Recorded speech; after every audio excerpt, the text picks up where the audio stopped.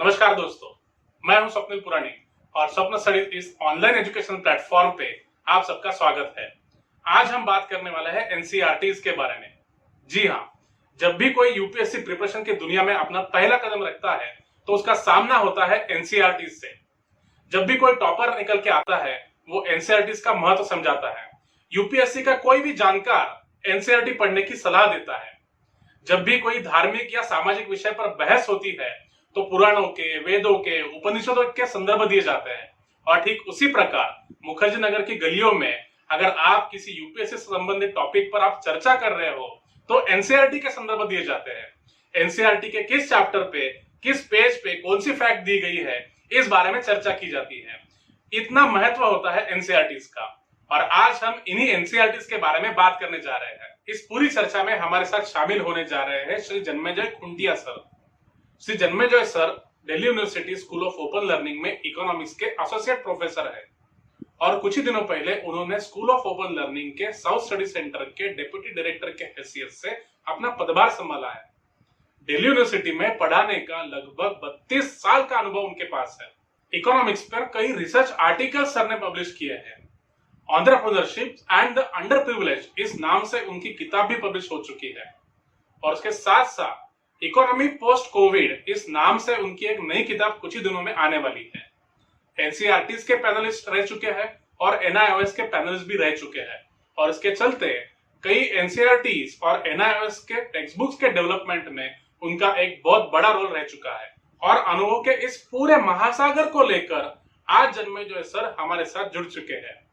NCERTs को पढ़ने का सही तरीका क्या हो सकता है, एनसीईआरटी पढ़ते समय स्टूडेंट्स को क्या दिक्कत आती है, उन दिक्कतों को किस प्रकार दूर करना चाहिए, यूपीएससी एग्जाम में एनसीईआरटी बेस्ड क्वेश्चंस किस प्रकार से पूछे जाते हैं और यूपीएससी की परीक्षा में एनसीईआरटीज का ज्यादा से ज्यादा फायदा कैसे लिया जा सकता है, इन सारे विषयों पर जन्मेजय सर हमारे साथ चर्चा करने वाले हैं।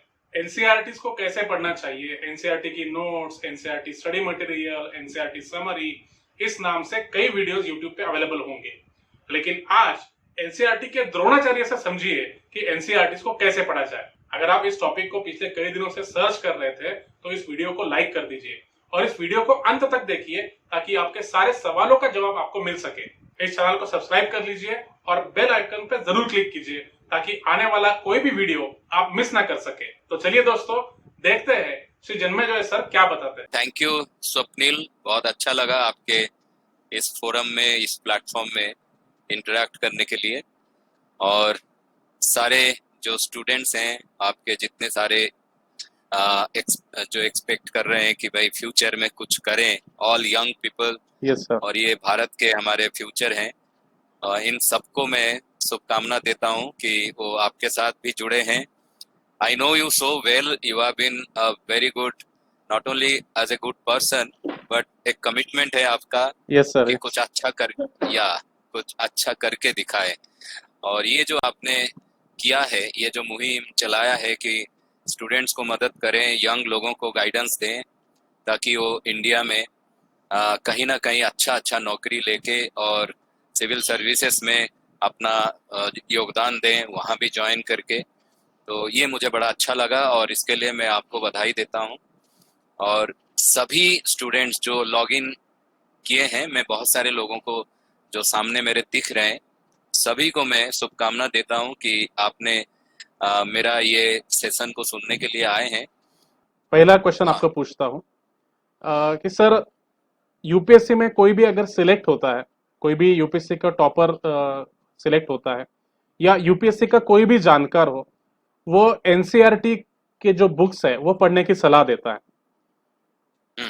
तो इसके पीछे क्या कारण है सर? एनसीईआरटी बुक्स मतलब सबसे पहले तो मैं आपसे पूछना चाहूंगा कि थोड़ा सा एनसीईआरटी की बुक्स क्या होती है, एनसीईआरटी क्या है, थोड़ा सा हमारे स्टूडेंट्स को बताइए और इनका इंपॉर्टेंस क्यों है, थोड़ा सा इस पर आप बताइए सर।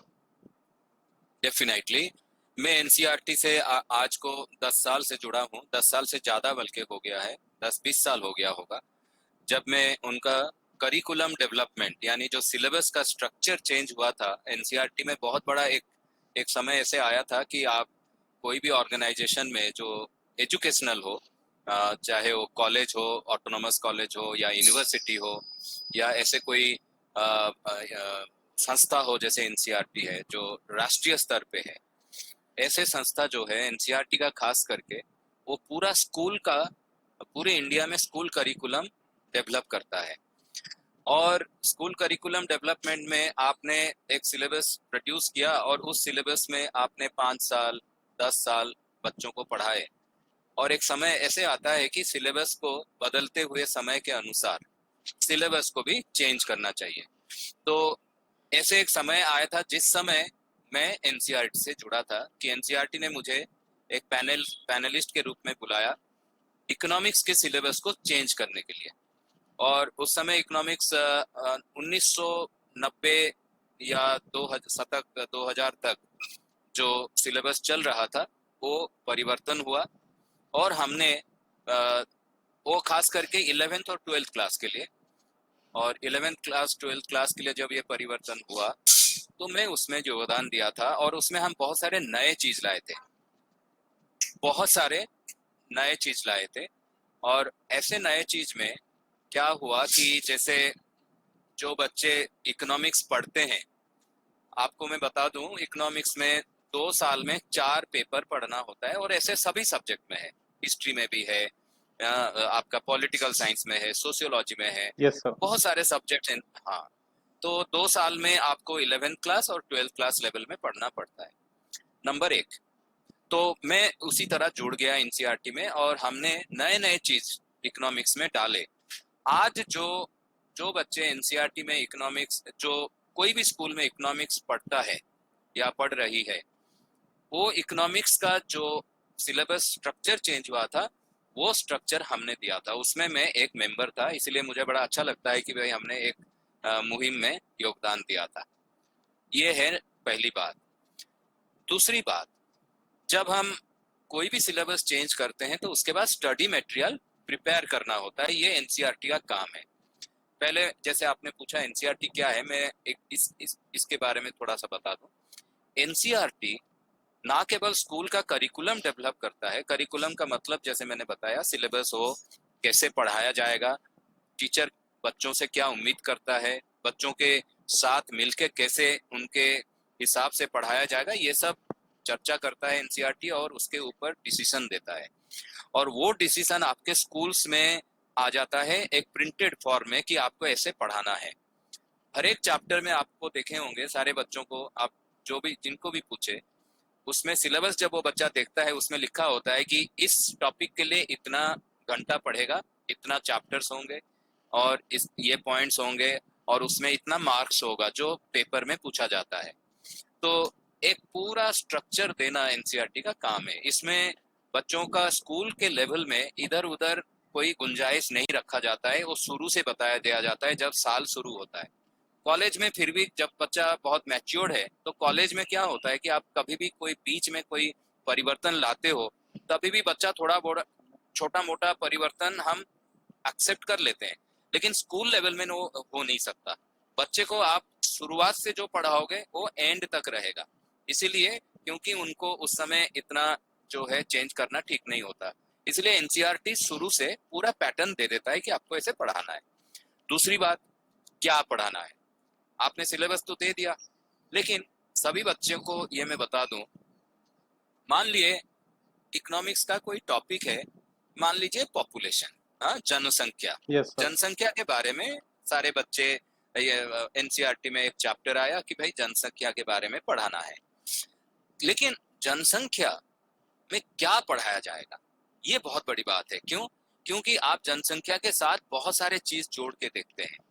हमारे जनसंख्या पहले कितना था, ब्रिटिश पीरियड में जब हमारे भारतवर्ष ब्रिटिश शासन के दौरान 200 साल पूरा ब्रिटिश शासन के अंदर रहा, क्या उस समय जनसंख्या कैसे बढ़ रही थी? फिर भारत में आपका स्वाधीनता प्राप्त हुआ, उस समय जनसंख्या का वृद्धि कैसे हुआ? क्या जनसंख्या नियंत्रण के लिए हम कुछ कोशिश कर रहे हैं? क्या जनसंख्या नीति है?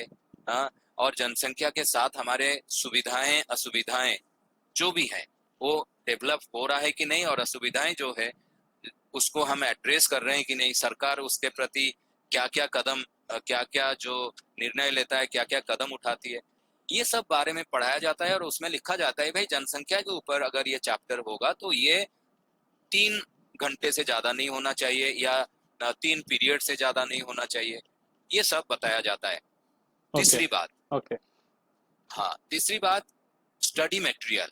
ये यहीं पर आप जो पूछे सवाल कि क्यों एनसीईआरटी को इतना महत्व दिया गया है और बच्चे सारे दुनिया में, सारे भारतवर्ष में कहीं भी आप जाओ तो कहते हैं कि भैया सीबीएसई सिविल सर्विसेज प्रिपेयर कर रहे हैं, यस अच्छा ठीक है तो एनसीईआरटी पढ़िए। ये जो बात होता है ये इसलिए होता है, मैंने एनसीईआरटी के अंदर जब रिव्यू में, बहुत सारे रिव्यू कमेटी में मैं रहा हूँ इकोनॉमिक्स के करने में, इकोनॉमिक्स का सिलेबस को और स्टडी मटेरियल को, तो मैंने एक चीज मैंने जो देखा, एनसीईआरटी भारत के विभिन्न राज्यों से शिक्षकों को बुलाता है। जैसे मैं दिल्ली से था तो महाराष्ट्र से भी लोग थे, राजस्थान से भी लोग थे, गुजरात से भी लोग थे, बंगाल से भी लोग थे, हाँ तो ऐसे एमपी से भी लोग थे, मध्य प्रदेश से लोग थे, कर्नाटक से, तमिलनाडु से, हर जगह से, केरला से, आप देखो कहीं से भी पूछो। क्यों? क्योंकि स्कूल डेज में जब हम बच्चों को पढ़ाते हैं तो लोकल कल्चर का बहुत इम्पैक्ट ही रहता है। इनफैक्ट सारा impact local culture, local language, और वहां पर कोई भी सब्जेक्ट को पढ़ाया जाता है तो वो लोकल कल्चर का टच रहता है, तो इसीलिए सभी टीचरों को वहां बुलाया जाता है। उसके बाद सबको काम दिया जाता है कि भाई बताइए जनसंख्या में हमें ये पढ़ना है, या कोई आर्थिक नियोजन के ऊपर पढ़ना है, ये पढ़ना है, तो आप लोग इसके ऊपर एक पूरा प्रस्तुत करो कि कैसे किया जाएगा। उसके बाद कोई सीनियर बंदा को, जो प्रोफेसर लेवल के हो, जिनका बहुत ही अनुभूति हो, उनको कहा जाता है कि एक पूरा बुकलेट लिख के लाए। उनको सिलेबस दिया जाता है, उनको कहा जाता है आप लिख के लाइए। लिख के लाने के बाद ये सारे जो शिक्षक गए थे वहां पर जाते हैं, उनको कहा जाता है इन पूरा किताब का रिव्यू करो। ओके उसमें क्या होता है कि पूरे एक होलसम तरीके से जब रिव्यू होता है और जो मटेरियल निकलता है वो मटेरियल सबको एक्सेप्टेड होता है। और क्योंकि एनसीईआरटी सरकार का संस्था है तो उसमें सरकार का थप्पा भी लगता है कि भाई सरकार ने पूरा इसमें मेहनत किया है और ये हुआ है। और सिविल सर्विस क्या है, बच्चे जो आज सिविल सर्विस को ज्वाइन करने के लिए चाहते हैं वो सरकारी नौकरी में है ज्वाइन करते हैं, जो कल को ये डिसीजन लेंगे कि भाई मेरे राज्य में जहां पर आप कहीं पर भी पोस्टिंग हुआ है आपका और किसी भी काम दिया गया है, जैसे मान लीजिए महाराष्ट्र में आपको सिविल सर्विस का मान लो आईएएस मिला जिसके लिए आप इच्छुक हो और इतना मेहनत करने के लिए आपने ज्वाइन किया है स्वप्निल का ये इंस्टीट्यूशन को, तो उसमें क्या होता है कि महाराष्ट्र में मान लो आपको कल को आईएएस मिल गया, मैं तो चाहूंगा सबको मिले, और आपको महाराष्ट्र का कैडर मिला, तो मैं एक कैडर के बारे में बताता हूँ। मान लीजिए आपको आईटीटीए का कैडर मिल गया महाराष्ट्र के अंदर, महाराष्ट्र कैडर में आईटीटीए का पोस्टिंग हुआ। आईटीटीए क्या है? आईटीटीए है integrated tribal development agency, yes यानी हाँ, यानी समन्वित जो आपके जो आदिवासियों का ट्राइबल संस्था जो है आदिवासी विकास के लिए, वो संस्था है। उसमें आपको मान लो पोस्टिंग हुआ और आपको कहा गया कि भाई आप इस कल्याण कार्य में रहिए। तो जब आप ज्वाइन करते हैं तो आपके सामने क्या आता है? आपके सामने आएगा जो आदिवासी उन्नति के लिए जो काम चल रहा है उसका फाइल आपके पास आएगा। तो आपको ये बताना पड़ेगा कि भाई जो कल्याण कार्य सरकार कर रहा है वो ठीक तरीके से हो रहा है कि नहीं। ये चीज आपको एनसीईआरटी पढ़ने के लिए इसलिए जरूरत है। अगर एनसीईआरटी में, मैं ये नहीं कहता कि हर एक टॉपिक आपको एनसीईआरटी में मिल भी जाएगा, लेकिन जितना भी पोर्शन एनसीईआरटी में उस कल्याण कार्य के लिए लगा होगा आईटीटीए के बारे में, वो बड़ा ऑथेंटिक सोर्स होगा, क्योंकि सरकारी संस्था से ये बना हुआ चीजें हैं। सरकार का जो नियम कानून है वो एनसीईआरटी के किताब में ऑटोमेटिक आ जाता है। तो ये एक उसका एक एडवांटेज है कि भाई एनसीईआरटी, क्योंकि वो स्टडी मटेरियल सभी को लेके बनाता है और सभी का ओपिनियन लेके बनता है। वहां पर कोई भी एक लाइन कहीं पर मान लो छूट गया तो फिर कोई भी बंदा वहां पर बैठा होगा जो बता देगा कि ये छूट गया है, आप इसको इनकॉर्पोरेट कीजिए यस अगर ये टॉपिक पढ़ाना है। हम्म तो ये बात है, इसीलिए एनसीईआरटी बहुत पॉपुलर हो गया। और सिविल सर्विस में लास्ट को इस क्वेश्चन में मैं लास्ट पॉइंट ये बताऊंगा कि सिविल सर्विस प्रिपरेशन में बच्चों को क्या चाहिए। बच्चों को दो चीज स्टूडेंट्स को इसमें समझना पड़ेगा। एक तो होता है ज्ञान, और एक होता है आपको इंफॉर्मेशन लेना। हम्म। सिविल सर्विस में मैक्सिमम जो है आप इंफॉर्मेशन बेस्ड है, आपके पास ज्ञान का जो भंडार होता है वो तो है ही है, लेकिन उसमें एनालिसिस इतना करने की बहुत ज्यादा जो जरूरत नहीं है। लेकिन आपको ये पता होना चाहिए कि देश में क्या चल रहा है, इंफॉर्मेशन बहुत जरूरी है। और ढेर सारे इंफॉर्मेशन को आपको इकट्ठा करना होता है, किस समय क्या हुआ, सरकार बदलती है तो नीतियां बदल जाती है, ये बात है। तो इसलिए एनसीईआरटी में बहुत सारे इंफॉर्मेशंस रहते हैं किताबों में, जो सरकार के कमेटी के द्वारा बनाया गया हो या कोई इकोनॉमिक सर्वे में कुछ चीजें आ गया हो, तो ये जरूर एनसीईआरटी के किताब में आपको उस समय मिलेगा। तो ये बात है। लेकिन हाँ, ये भी आप ध्यान रखिए कि एनसीईआरटी के किताब जब छपा होगा वो बार बार तो बदल नहीं सकता, लेकिन कुछ टॉपिक्स ऐसे हैं, कुछ टॉपिक ऐसे हैं जो इंफॉर्मेशन के तौर पे आप अगर देखोगे तो नए नए इंफॉर्मेशन उसमें जुड़ जाता है, जो कि आप कोई प्रिंटेड बुक में, एनसीईआरटी भी प्रिंटेड बुक है, जो प्रिंटेड बुक में फिर नहीं मिलेगा। तो इसलिए फिर आपको ऑनलाइन किताब फिर देखना पड़ेगा या फिर बाकी इंफॉर्मेशन का सोर्स फिर ढूंढना पड़ेगा। सर आपने इतनी खूबसूरती से ये सारी चीजें डिस्कस की, बताई, क्योंकि ये जो प्रोसेस है ये हर किसी को पता नहीं होती, स्टूडेंट्स स्पेशली। स्टूडेंट्स को ये भी नहीं पता होता कि एनसीईआरटी क्या है। जब ये अपना प्रिपरेशन में पहला कदम रखते हैं तब इन्हें पता चलता है कि हाँ, एनसीईआरटी की किताबें होती है। बट अगर किसी स्टूडेंट को ये प्रोसेस पता चल जाए जो आपने एक्सप्लेन की है, तो स्टूडेंट्स का जो ये पूरा सफर है बहुत आसान हो जाएगा सर। और नहीं, हाँ बिल्कुल। हाँ, और इसमें मैं एक बात जोड़ना चाहूंगा सर। आपने जितने भी अभी टॉपिक्स डिस्कस किए, सबसे पहले आपने पॉपुलेशन या जनसंख्या के टॉपिक के बारे में बात की। तो मैं स्टूडेंट्स को भी बताना चाहूंगा कि ये जो एमपीएससी एग्जाम है, जो महाराष्ट्र में कंडक्ट की जाती है, उसमें एनसीईआरटी से जो क्वेश्चंस पूछे जाते हैं वो वर्बेटिम क्वेश्चंस पूछे जाते हैं सर। मतलब बिल्कुल। डायरेक्टली जो इन्फॉर्मेशन एनसीईआरटी में छपी है उसी को बोरो करके क्वेश्चंस फ्रेम किए जाते हैं। ऐसे कई एग्जांपल्स दिए जा सकते हैं। उसके साथ साथ जो यूपीएससी प्रीलिम्स की एग्जाम है, यूपीएससी प्रीलिम्स एग्जाम में भी कई सारे क्वेश्चंस हमें दिखाई देंगे कि वर्बेटिम जो इन्फॉर्मेशन एनसीईआरटी में दी है उसी को उठाकर ये क्वेश्चंस पूछ रहे हैं। उसके बाद आपने पॉपुलेशन की बात की। पॉपुलेशन सर ये एमपीएससी सिलेबस और यूपीएससी सिलेबस में बहुत इंपॉर्टेंट टॉपिक है। जैसे आपने फेजेस की बात की कि किस फेज में इंडिया की पॉपुलेशन चेंज हुई, तो ये जो पॉपुलेशन के सारे कंसेप्ट है, for example birth rate, death rate, natural rate of increase, और जो माल्थुजियन थ्योरी है, माल्थस ने जो फेजेस बताए हैं कि इस फेज में पॉपुलेशन ग्रोथ इस प्रकार से होती है, तो ये सारे कंसेप्ट सर हर साल एमपीएससी में भी पूछे जाते हैं और यूपीएससी में भी पूछे जाते हैं। और आपने ये जो पूरा पॉइंट ऑफ व्यू दिया है बच्चों को, ये बच्चों को बहुत हेल्प करेगा सर। और बिल्कुल। हाँ, बोलिए सर, बोलिए।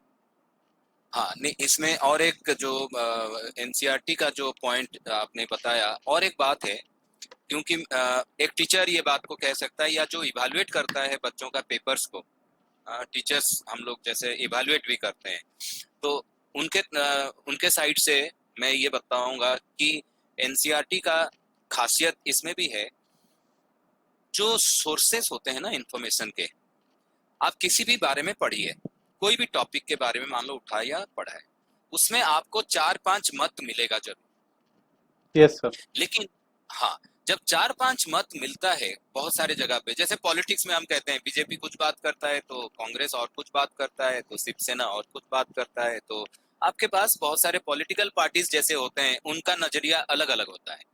उसी तरह कुछ कुछ हमारे एकेडमिक्स में जितने टॉपिक्स हैं उसके ऊपर भी विभिन्न मत हैं। लेकिन एक बच्चे के लिए इम्पोर्टेंट क्या है? बच्चे के लिए इम्पोर्टेंट है कि वो एग्जाम में एक आंसर लिखें, जो आंसर ऐसा नहीं होगा कि 4 किस्म का आंसर हो, तो हम कौन से आंसर को मानेंगे?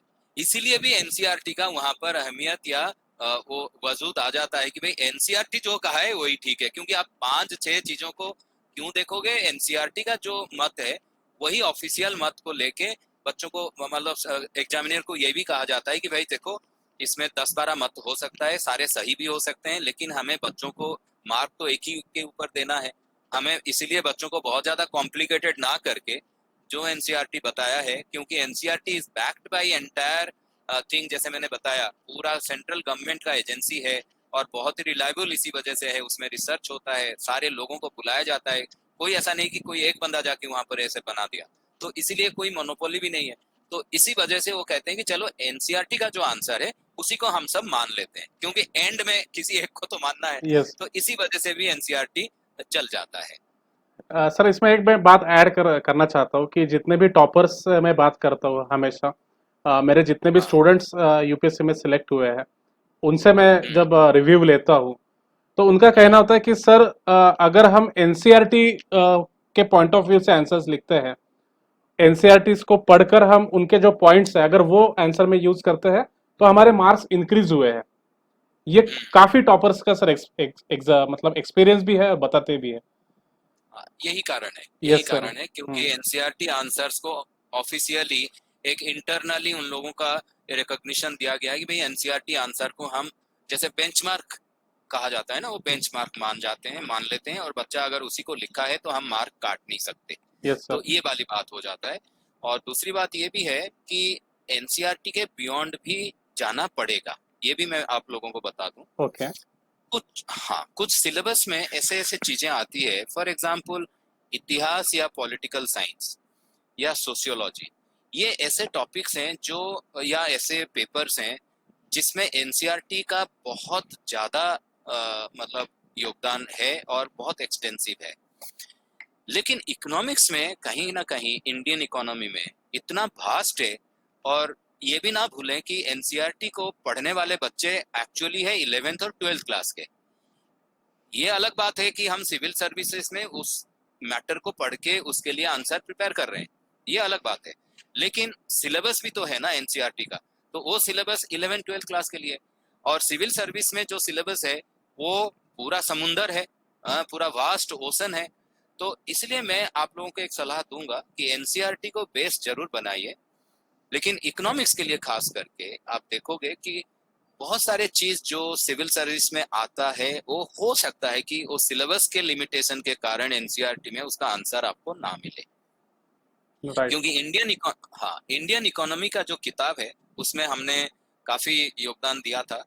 लेकिन इंडियन इकोनॉमी में आप लोग बच्चों को आप बता सकते हो कि एक किताब है जो एनसीईआरटी के साथ बहुत चलता था, वो दिल्ली के कुछ ऑथर्स उसको लिखे थे इंडियन इकोनॉमी के नाम पे, और बहुत पुराना ऑथर्स हैं जैसे दत्त और सुंदरम। Yes sir. जिस कॉलेज में मैं अभी पढ़ाता हूँ, दत्त जो थे वो उसी कॉलेज के प्रिंसिपल थे, उन्होंने मुझे अपॉइंट किया था, अभी उनका देहांत हो गया है। ओके। बहुत ही विद्वान व्यक्ति हैं, हम्म। और उनका किताब आज भी चल रहा है। इंडियन इकोनॉमी का वो एक पायनियरिंग बुक कहा जाता है, उसमें बहुत डेटा वगैरह देकर बहुत मोटी सी आपको मिलेगा, थिक किताब है। Yes sir. ऐसे, हाँ, ऐसे दिल्ली से और भी ऑथर्स हैं, मिश्रा एंड पुरी आपको मिलेगा जो हिमालय पब्लिकेशन का है, ये तो एस चांद का है, दत्त और सुंदर। लेकिन कहने का मतलब मैं एक एग्जांपल इसलिए दिया क्योंकि आप एनसीईआरटी के किताब जब देखते हो वो 11th क्लास में पहले इंडियन इकोनॉमी को पढ़ाया जाता था, आज के दिन में अभी थोड़ा सा बदलाव किया है, उसको 12th क्लास में ले आए हैं इंडियन इकोनॉमी को। तो कोई बात नहीं, वो 11th या 12th जो भी हो, लेकिन इंडियन इकोनॉमी का वॉल्यूम जो है एनसीईआरटी का वो छोटा है इन कंपैरिजन टू। लेकिन सिविल सर्विसेज में आपको इंडियन इकोनॉमी रिलेटेड वो जनरल स्टडीज का भी पार्ट है आपका, और जो इकोनॉमिक्स प्योरली पढ़ते हैं उसमें भी आपको पढ़ना पड़ेगा। तो इसीलिए जनरल स्टडीज के, क्योंकि जनरल स्टडीज सबके लिए कंपलसरी है, तो आप एनसीईआरटी को बेस बनाते हुए आपको और आगे भी जाना पड़ेगा, और यस सर। वहां पर क्या क्या ऑथेंटिक सोर्सेस हैं उसके बारे में हम फिर बात कर सकते हैं। Yes sir. सर, आपने ये जो चीज़ है वो बहुत अच्छे से बताई है, क्योंकि एनसीईआरटीज का जो स्कोप होता है वो थोड़ा सा लिमिटेड होता है, और जो 11th और 12th के बच्चे हैं उनको पॉइंट ऑफ व्यू में रखकर बनाया जाता है। बट ये चीज़ मैं थोड़ा सा आपको भी बताना चाहूँगा, और जो हमारे स्टूडेंट्स भी है उनको भी बताना चाहूँगा कि हमारे जितने भी लेक्चर सीरीज होती है, इकोनॉमिक्स की हो या हर किसी एग्जाम सब्जेक्ट की हो, एनसीईआरटीज में जो नॉलेज ऑलरेडी दिया है हमारे जो मैं खुद और मेरे जो टीममेट्स होते हैं वो सब टीममेट्स एनसीईआरटी को के सारे कंसेप्ट्स को अपने लेक्चर में इंटीग्रेट कर लेते हैं, ताकि बहुत अच्छा। बच्चों को ऐसा लगेगा ही नहीं। जब वो एनसीईआरटी पढ़ने जाएंगे तो उनको ऐसा बिल्कुल नहीं लगता है कि हम कुछ नया पढ़ रहे हैं। और उसके साथ साथ आपने जो भी बुक्स बताई है सर, दत्तन सुंदरम हो, मिश्रा पूरी हो, और बहुत सारे जनरल स्टडीज के डेडिकेटेड बुक्स है, इनमें जो भी नॉलेज दिया जाता है उनको हम इंटीग्रेट करके एक वोलसम गाइडेंस है, एक वोलसम इंफॉर्मेशन बच्चों के सामने रखते हैं लेक्चर में, ताकि जब बच्चे घर जाके पढ़ते हैं तो उन्हें कोई भी चीज नई नहीं लगती है बहुत अच्छा। सर। बहुत अच्छा। Yes sir. ये तो आपने जो काम ये जो करते हैं ना, यही काम है जो बच्चों को आपके साथ भी जुड़ेगा। Yes sir. और हाँ, क्योंकि ये आप एक्स्ट्रा नॉलेज का काम करती है ना, कि आपने सभी चीजों को इकट्ठा किया यस और सर। आप अपना एक ट्रेडमार्क और एक जो कहते हैं ब्रांड आपने क्रिएट किया। तो ये बहुत जरूरी है, क्योंकि बच्चा बहुत उम्मीद लेके आता है, ज्वाइन करता है कोई भी इंस्टीट्यूशन। मैं तो कहूंगा कि एक एक स्टूडेंट इस समय जो आपके साथ जुड़ा हुआ है, हम सारे एक दूसरे को मदद करने के लिए जुड़े हुए हैं, और एक दूसरे को मदद करने से ही आगे बढ़ सकते हैं। तो इसी वजह से क्या होता है कि, और हमें ये भी देखना चाहिए कि सर्विस जो है वो बेस्ट क्वालिटी का हो। आप भी इंजीनियर हैं और आपके साथ तो क्वालिटी क्या चीज होता है आप बहुत अच्छा से जानते हैं। एक मटेरियल को डेवलप करने के लिए आज के दिन में, पुराने जमाने में थोड़ा सा, लॉकडाउन की पहले की बात करिए, लॉकडाउन तो लोगों की नजरिया को बदल चुका है, पूरा टोटल चेंज हो रहा है दुनिया की। भाई हम जैसे आज बैठ के बात कर रहे हैं आपसे, मुझे ये मैं सोच भी नहीं पा रहा हूँ कि मैं महाराष्ट्र पहुंच गया हूँ और दिल्ली में बैठा हूँ लेकिन महाराष्ट्र पहुंच गया हूँ। उसी तरह जब ये ऑनलाइन सिस्टम क्रिएट हो चुका है, इसमें एक नया, आप कह सकते हो इनोवेशन का एक टोटल एरिया आ गया है, कि आपको इनोवेट करके बच्चों को बताना पड़ेगा, पढ़ाना पड़ेगा। और बच्चों को भी मैं कहूंगा कि जो स्टूडेंट्स इसमें जुड़े हुए हैं वो भी इस टेक्नोलॉजी के साथ और जुड़ जाए। इस टेक्नोलॉजी को देखो, गवर्नमेंट भी प्रमोट कर रहा है बहुत ज्यादा, और आप सरकारी नौकरी के लिए उम्मीदवार हो, आप सरकारी नौकरी में जाना चाहते हो, तो इसलिए जो गवर्नमेंट पॉलिसीज को भी आप फॉलो कीजिए। अगर आप प्रैक्टिस में भी फॉलो कर लोगे तो आपको इजी हो जाएगा, गवर्नमेंट जॉब भी मिलेगा। क्योंकि गवर्नमेंट जॉब इसलिए होता है कि भाई आप प्रैक्टिस भी कर रहे हैं साथ साथ। अगर डिजिटल वर्ल्ड को आप अपने आप को एक्सपर्ट बना दो कि भाई कैसे वेबसाइट खोलना है, मिनिमम चीजें, यस कैसे सर। वर्ड में काम करना है, हाँ कैसे कंपाइल करना है इंफॉर्मेशन, और कैसे कैसे वीडियोस को, ऑडियोस को कैसे कैसे उसको भी चेक करना है, दिखना है। और स्वप्निली जी, आप जैसे बना रहे हैं, आप और भी ऐसे मटेरियल बनाइए यस और सर। बहुत यस। अच्छा रहेगा। फिर बच्चे को एक ही जगह पे आना पड़ेगा। वो अगर भी कुछ पढ़ना हो तो देखेंगे स्वप्निल सर क्या हमें दे रहे हैं, यस सर। मेन बात वही है। और स्वप्निल सर के पास सारा मटेरियल है, तो और कहीं जाना नहीं पड़ेगा, और कहीं एकदम एक ही जगह पे कंसंट्रेट हो जाएगा, सारा आपको इन्फॉर्मेशन मिल जाएगा। Yes sir, sure sir. ये सारी चीज़ें मैं ध्यान में रखूंगा। और स्टूडेंट्स की भी इतनी उम्मीदें होती है, उम्मीदें लेकर हमसे जुड़ते हैं, तो इन सारी बिल्कुल। उम्मीदों को हम पूरा करने की कोशिश करेंगे। और इस पूरे प्रोसेस में अगर आपको फिर से तकलीफ देने की अगर बारी आई तो हम आपको जरूर तकलीफ देंगे, और आपको हम पूछेंगे सर, अगर कुछ डाउट है तो हम आपको जरूर अप्रोच करेंगे। नहीं नहीं, बिल्कुल, मैं तो हर समय तैयार हूँ। एक तो बिकॉज एक तो जुड़ने का जो होता है सबके साथ होता नहीं है, लेकिन जो लोगों के साथ आपका मन बैठ जाता है, और मुझे लगता है कि आपका क्वालिटी इतना अच्छा है। मुझे तो ये कॉन्फ्रेंस में अटेंड करके मुझे बहुत अच्छा लग रहा है, यंग माइंड के साथ बात करना, और यंग लोगों के साथ उनका जो उम्मीदें हैं वो जानना, और वो जो बैकग्राउंड से आते हैं वो भी बहुत इम्पोर्टेंट चीज है, कि हमें ये पता चलता है कि बच्चे किस किस बैकग्राउंड में ये सब कर रहे हैं। हाँ, तो और मुझे एक उम्मीद ये भी है, ये जो आपने मुहिम खड़ा किया है ये अच्छा। बहुत ही इनोवेटिव ऑलरेडी है। आपने बहुत अच्छा स्टेप ले चुके हैं, यस सर। बहुत अच्छा स्टेप ले चुके हैं समय के अनुसार, और बहुत जल्दी आपने सही समय पे ले लिया कि आपने ऑनलाइन बच्चों को जोड़ दिया। आप देखोगे कि कोई भी स्टूडेंट आपको छोड़ नहीं सकता अभी, कोई भी स्टूडेंट। मैं ये बात को मैं गारंटी दे रहा हूँ, क्योंकि आप जब इंफॉर्मेशन इतना गैदर कर चुके हो और सबको जैसे जैसे हुक करके जोड़ दिया है, और डेली क्लास अगर आपने, जैसे आपका चल भी रहा है, और डेली बेसिस पे आप कुछ कुछ नए चीज दे रहे हैं स्टूडेंट्स को, तो एकदम ही ये एक सक्सेसफुल एंडेवर होगा, और ये मेरे मानना है। थैंक और कोई भी कभी भी जरूरत पड़े मेरा, अगर मेरे लायक, मैं जो कर सकता हूँ मैं जरूर करूंगा। Thank you so much sir. हम आगे बढ़ते हैं हमारे अगले क्वेश्चन क्वेश्चन पर। बिल्कुल। सर, हमारे मीटिंग में कुछ ऐसे स्टूडेंट्स हैं, मतलब मेजोरिटी स्टूडेंट्स ऐसे हैं जो नॉन इकोनॉमिक्स बैकग्राउंड से हैं। मतलब इन्होंने अच्छा। पहले कभी इकोनॉमिक्स पढ़ा नहीं है, और हम्म। कुछ कोई बीए कर रहा है, कोई बीएससी कर रहा है, कोई इंजीनियरिंग ग्रेजुएट है, कोई डॉक्टर्स है हमारे मीटिंग में। तो वाह। सबसे इम्पोर्टेंट जो परेशानी ये बच्चे फेस करते हैं कि इकोनॉमिक्स की बेसिक समझ किस प्रकार तैयार की जाए, ये उनमें सबसे बड़ा प्रॉब्लम होता है। क्योंकि इकोनॉमिक्स का एक डर होता है सर, एक टाइप का फियर साइकोसिस स्टूडेंट्स में होता है कि इकोनॉमिक्स बहुत ही टफ सब्जेक्ट है, इकोनॉमिक बहुत ही डिफिकल्ट है, और अभी मेरा इसमें कुछ नहीं होने वाला। ये डर बच्चों के मन में बैठा हुआ है सर। तो ऐसे हम्म। बच्चों के लिए आप क्या सलाह दोगे?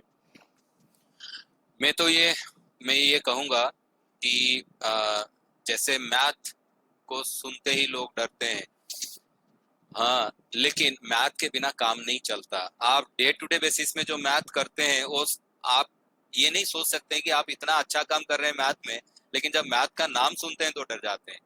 क्या काम करते हैं? डेली बेसिस पे आप कैलकुलेशन तो कर ही रहे हैं ना, कितना पैसा आ रहा है, कितना कहाँ जा रहा है, कैसे एलोकेशन करना है, कैसे पढ़ना है, ये सब चीज तो मैथ का पार्ट होता है। उसी तरह हम कभी कभी चीजों को ऐसे, जैसे मैं कॉलेज में भी पढ़ाता हूँ तो ये बच्चे हर समय कहते हैं सर इकोनॉमिक्स ऐसे है वैसे है, और जब मैं पढ़ाना शुरू करता हूँ तो सब फिर बहुत सारे बच्चे ये कह के जाते हैं सर हमें तो ये पता नहीं था, इतना अच्छा चीज है। तो कभी सुनी सुनाई बात है, और आप खुद निभाओ तो पता चलता है। जितने इंजीनियर्स हैं, साइंस के स्टूडेंट हैं, और आप जैसे यहाँ पर डॉक्टर्स भी हैं, और जितने इंजीनियर्स हैं और साइंस के स्टूडेंट हैं, सबसे पहले मैं उनको बोल दूं, इकोनॉमिक्स को अगर सबसे अच्छा से कोई समझ सकता है तो यही लोग हैं, ओके। Number one. ओके। हाँ।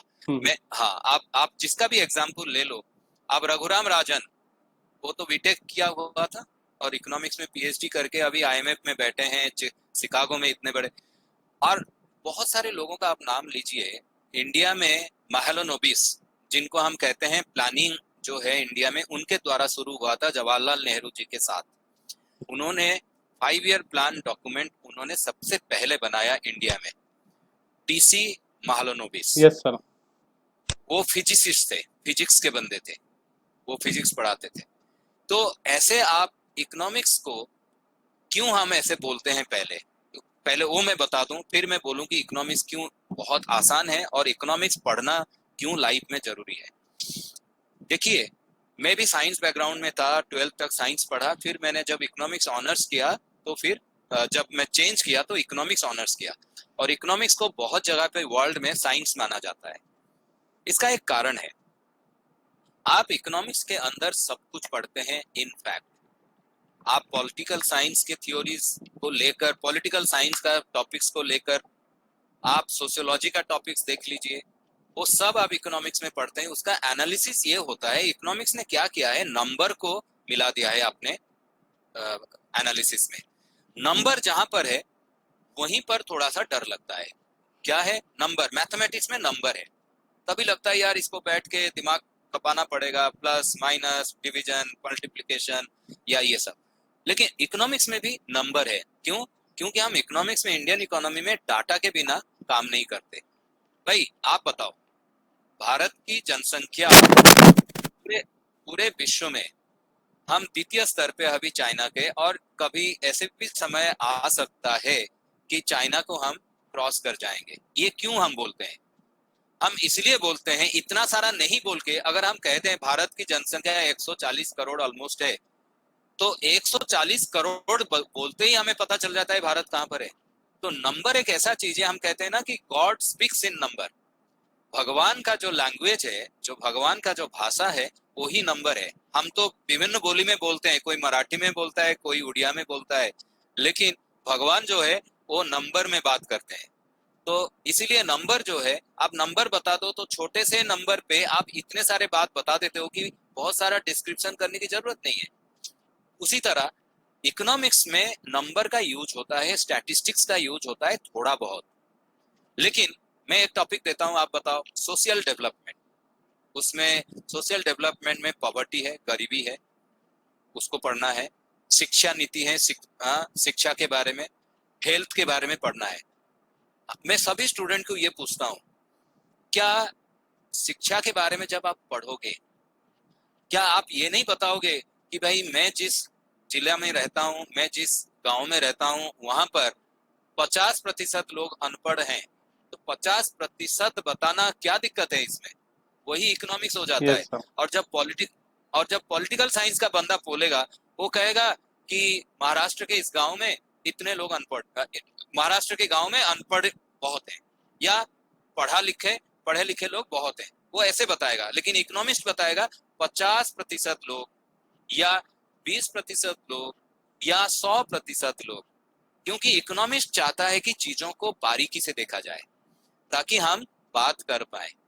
तो इसीलिए हमें लगता है कि इकोनॉमिक्स पढ़ने से लगेगा, लेकिन आपके उसके अंदर सोशियोलॉजी भी है, जाति के बारे में हम पढ़ते हैं, वो इजीली पढ़ लेते हैं।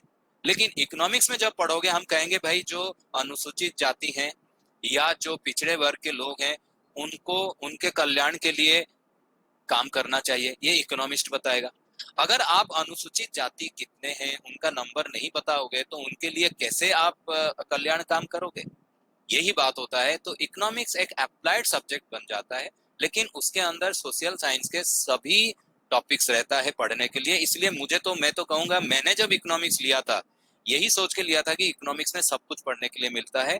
आप उसमें थोड़ा बहुत मैथ भी देख लेते हो, थोड़ा बहुत स्टैटिस्टिक्स देख लेते हो, थोड़ा बहुत पॉलिटिकल साइंस भी है, सोशियोलॉजी भी है, इतिहास भी है, सब कुछ है। तो मजा आता है। एक बार आप इकोनॉमिक्स के साथ जुड़ जाओ, मैं कहूंगा आपको कोई भी ऐसा नौकरी नहीं होगा जो आपको नहीं मिलेगा, और कम से कम ऐसे बच्चों को कोई ना कोई नौकरी मिलता है जो इकोनॉमिक्स पढ़ते हैं। क्योंकि कोई भी, आप कहीं भी, जैसे आप बैठे हो स्वप्निल, यस सर। आपके पास कोई बच्चा, हाँ, आपके पास कोई बच्चा आता है इंटरव्यू देने के लिए, तो आप देखोगे पैनल में, चाहे वो बंदा इकोनॉमिक्स बैकग्राउंड का हो भी ना हो, कोई ना कोई एक सवाल जो पूछेगा वो इकोनॉमिक्स के होंगे ही होंगे सवाल भी। तो इसी वजह से इकोनॉमिक्स बहुत इजी है, इतना डिफिकल्ट नहीं है। लेकिन उसको आप पढ़ोगे तो आपका दिमाग की एनालिटिकल पावर तो बढ़ेगा, और उसमें आपको दूसरा नौकरी मिलने के लिए, ऑल्टरनेटिव रखने के लिए बहुत स्कोप भी मिलेगा। और लाइफ में ऑल्टरनेटिव रखना बहुत जरूरी है। Yes sir. ये बात बहुत आपने मतलब अच्छी कही सर, क्योंकि इससे बहुत हेल्प होगा स्टूडेंट्स को इकोनॉमिक्स का डर हटाने के लिए। और जो लास्ट हाँ वाली बात आपने बताई कि इकोनॉमिक्स अगर आप पढ़ते हो तो आपको कोई ना कोई नौकरी जरूर मिलेगी, तो मैं स्टूडेंट्स को भी ये बताना चाहूंगा कि अगर कोई एमए इकोनॉमिक्स करता है, किसी भी विषय में अगर आप ग्रेजुएट हो, उसके बाद अगर एमए इकोनॉमिक्स किया जाता है, तो स्टूडेंट्स के लिए एक और रास्ता खुल जाता है, इंडियन इकोनॉमिक सर्विस। बिल्कुल, बहुत अच्छा। Yes sir. और इसकी खासियत यह है सर कि अगर एमए इकोनॉमिक्स किया जाए तो ये स्टूडेंट्स इंडियन इकोनॉमिक सर्विस के लिए एलिजिबल हो जाएंगे, और उसके लिए प्रीलिम्स नहीं है, डायरेक्टली आपको हाँ, मेंस मेंस देना है और इंटरव्यू देना है। तो ये एक बहुत अच्छा विकल्प बच्चों के लिए हो सकता है सर। अरे ये बहुत आपने अच्छा बताया, बहुत अच्छा बताया। एक्चुअली इंडियन इकोनॉमिक सर्विस के बच्चे जो हैं, वो फाइनेंस मिनिस्ट्री में मैक्सिमम तुम्हें इंडियन इकोनॉमिक सर्विस के बच्चे मिलेंगे, और बहुत ही बड़ा बड़ा काम करते हुए मिलेंगे। जो आज का दिन में जो बजट बनता है, जो प्लान होता है, जो एस्टिमेट्स बनते हैं, वो सब इकोनॉमिस्ट लोग करते हैं बैठ के। क्या एस्टिमेट करते हैं कि भाई महाराष्ट्र सरकार को भारत सरकार से कितना पैसा अभी इसमें आएगा। मान लो जीएसटी में है, उसमें है, सब तो सेट बना हुआ है, लेकिन ये सब के पीछे यही लोग हैं जो ये हर समय बैठ के काम करते हैं। तो इकोनॉमिक्स का मैं बताऊं आप लोगों को, आप इकोनॉमिक्स को ना, एक इंडियन इकोनॉमी का कोई किताब को, जिसमें, हाँ, एक चीज मैं जरूर ये कहूंगा कि मुझे भी थोड़ा अटपटा कभी कभी लगता है कि मान लो पढ़ते पढ़ते बहुत डाटा के बारे में वो सब देख रहे हैं, तो उसमें आप किताब चूज कर लो जिसमें बहुत डाटा ना हो। लेकिन इंडियन इकोनॉमी का किताब को देख लो, टेबल्स वगैरह देखने में कोई की नंबर नहीं रहते भाई। मान लो 1990 में जनसंख्या क्या था, या 1990 में प्रति व्यक्ति आय क्या था, या राष्ट्रीय आय क्या था, वो आंकड़ा कोई याद नहीं रखता। इसी वजह से भी हो सकता है कि लोगों को थोड़ा सा वो लगे कि भाई हमें क्यों ये सब पढ़ने में दिक्कत होता है, तो पॉलिटिकल साइंस या सोशियोलॉजी पढ़ के निकल लो। उसी बात ऐसे हो जाता है कभी कभी बहुत समय में, लेकिन आपको जब नौकरी करना होगा ना, आपको सारा इकोनॉमिक्स ही करना होगा फिर। तो इसीलिए मैं कहता हूँ पहले से ही इकोनॉमिक्स को आप वो कर लो, और इंडियन इकोनॉमी का खास करके उसमें डाटा को अवॉइड करते हुए पहले पढ़िए, ये डिस्क्रिप्शंस पढ़िए। ये सर, हाँ ये बहुत इंपॉर्टेंट बात आपने कही। मैं हाँ इसी बेसिस पर मेरा अगला सवाल भी पूछना चाहूंगा कि हाँ ये बच्चों के मन में एक बात को बिठा दिया है किसी ने कि यूपीएससी के लिए आपको इंडियन इकोनॉमी पढ़ना है। अगर हाँ अगर हम यूपीएससी प्रीलिम्स की बात करेंगे तो हम्म, ये पूरे देश में एक प्रकार से अफवाह फैली हुई है कि यूपीएससी प्रीलिम्स के लिए आपको इंडियन इकोनॉमी पढ़ना है और यूपीएससी मेंस के लिए आपको इंडियन इकोनॉमी पढ़ना है। हालांकि फैक्ट ये नहीं है। मैं बच्चों को ये फैक्ट क्लियर करना चाहूंगा कि यूपीएससी प्रीलिम्स में सब्जेक्ट का जो नाम दिया है यूपीएससी के नोटिफिकेशन में, उस सब्जेक्ट का नाम है इकोनॉमिक एंड सोशल डेवलपमेंट। और इकोनॉमिक सोशल डेवलपमेंट में कुछ सब टॉपिक्स दिए हैं जैसे poverty, inclusion, sustainable development, demographics, social sector initiatives etcetera. तो ये हालांकि ये सारे के सारे कंसेप्ट सर इंडियन इकोनॉमी से जुड़े हैं, बट बच्चों में ये अफवाह फैल जाती है, बच्चों में ये डर बैठ जाता है कि मुझे इंडियन इकोनॉमी पढ़ना है, इसका मतलब मुझे इकोनॉमी के संबंधित मोटी मोटी किताबें पढ़नी है, मुझे डाटा याद करना है, मुझे टेबल्स याद करने हैं, मुझे चार्ट्स याद करने हैं। तो इसमें बच्चे डाइवर्ट हो जाते हैं पढ़ाई से। तो थोड़ा सर इस पे जरा प्रकाश डालिए कि जो इकोनॉमिक एंड सोशल डेवलपमेंट है ये हमारा सिलेबस है। हाँ, वो मैं आपने भेजा था, मैंने एकदम देखा है उसको। Poverty, unemployment, sustainable development, demographics, social sector initiatives, ये सब है उसमें। Yes sir. और बच्चा इंडियन इकोनॉमी और इसको ऐसे ना देखें। इंडियन इकोनॉमी और इसमें मैं थोड़ा सा जो डिफरेंशिएट करूंगा, आप इंडियन इकोनॉमी एक वास्ट तरीके से पढ़ते हैं, ब्रिटिशर से लेके आज तक क्या डेवलपमेंट हुआ हर चीज में आप पढ़ते हैं। ये जो चीज है, ये सोशल डेवलपमेंट के साथ जब इकोनॉमिक्स को आप देखते हैं, वो बहुत ही इंटरेस्टिंग बन जाता है। इनफैक्ट कैसे सोशल डेवलपमेंट जो है, जो विकास है, एक मैं आपको उदाहरण दे रहा हूँ। एक सवाल पूछा जाता है, और खास करके हमारे यूनिवर्सिटीज में जो इंडियन इकोनॉमी का जो सिलेबस है, थर्ड ईयर हम लोग दिल्ली यूनिवर्सिटी में फाइनल ईयर यानी थर्ड ईयर ग्रेजुएट कोर्स में, अंडर ग्रेजुएट कोर्स में इंडियन इकोनॉमी पढ़ाते हैं पास कोर्स के स्टूडेंट्स को, बीए या बीकॉम के जो स्टूडेंट्स हैं। वहां पर एक सवाल आता है इंडियन इकोनॉमी में, और वो सवाल है आर्थिक विकास और आर्थिक प्रगति में अंतर बताइए। ये एक बहुत ही पेट सवाल है जो इकोनॉमिक्स पढ़ने वाले बच्चे और पॉलिटिकल साइंस या हिस्ट्री या कोई भी बच्चा हो, वो इजीली कर सकता है। कैसे?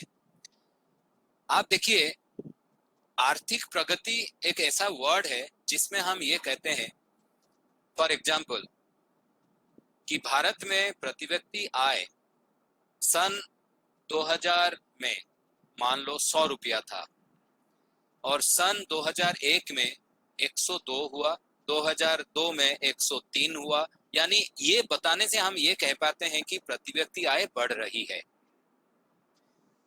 यही कहते हैं ना ऐसे। यस अगर सर। आप 100 के बाद 2000 में अगर 100 था और 2001 में 99 या 98 हो गया, तो आप कहोगे प्रति व्यक्ति आय घट रहा है।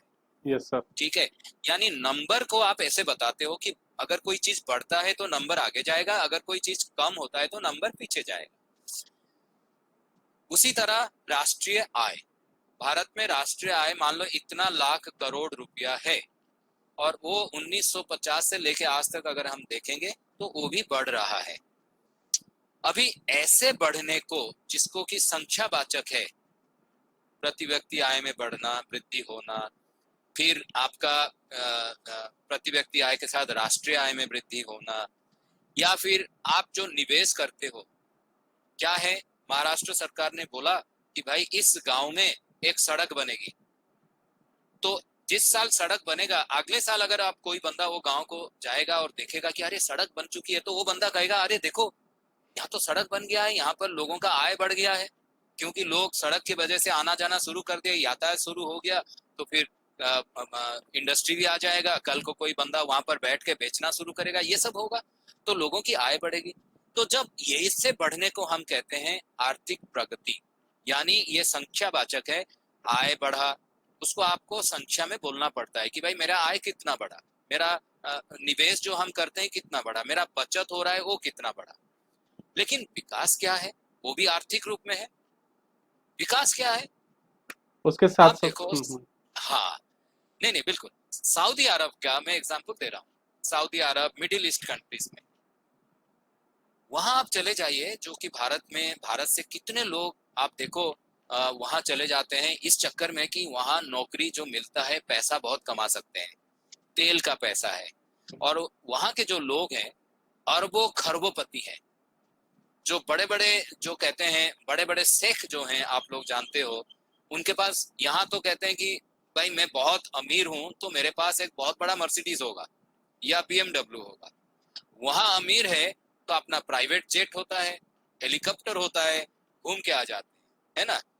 लेकिन उनको पूछो, किसी को जिनके पास हेलीकॉप्टर होगा, उनको पूछो भैया आपका क्वालिफिकेशन बताओ, हो सकता है वो हमारे आप जैसे इंजीनियर ना या आप जैसे पता चला कि इवन 12th क्लास भी पढ़ाना हो सकता है कि उनके दादा परदादाओं का तेल का खजाना था, जिसके वजह से पोता पोती भी आज इतना कमा रहे हैं कि उनको पढ़ने की जरूरत नहीं पड़ रहा है।